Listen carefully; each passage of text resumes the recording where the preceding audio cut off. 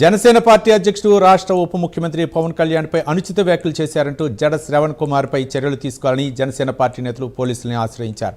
అనకాపల్లి జిల్లా కొత్తకోట పోలీస్ స్టేషన్లో Janasena party incharge PVSN రాజు ఆధ్వర్యంలో ఫిర్యాదు చేశారు.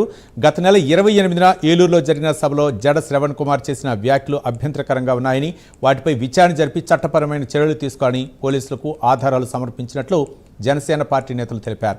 రాజకీయ నాయకులపై వ్యక్తిగత విమర్శలు, అసభ్య వ్యాఖ్యలు సమాజంలో ఉద్రిక్తలకు దారితీసే అవకాశం ఉందని PVSN రాజు పేర్కొన్నారు. భవిష్యత్తులో ఇలాంటి వ్యాఖ్యలు కొనసాగితే జనసేన పార్టీ చట్టబద్ధంగా స్పందిస్తుందని ఆయన హెచ్చరించారు.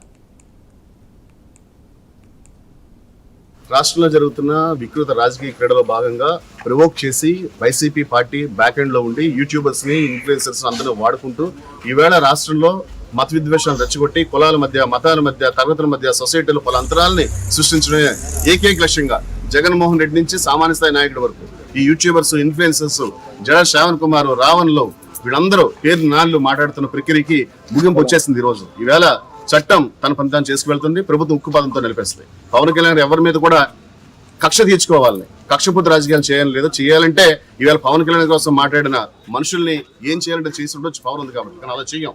చట్టం తన పని చేసుకెళ్తుంది. ప్రజల పక్షాన్ని పనిచేసే పార్టీగా ఈ రోజు మేము కొత్తకోట పోలీస్ స్టేషన్ లో కంప్లైంట్ ఇవ్వడం జరిగింది. స్టేషన్ హౌస్ ఆఫీసర్ గారిని రిక్వెస్ట్ చేయడం జరిగింది. దీన్ని సత్వరమే ఎంక్వైరీ చేసి యాజ్ పర్ లా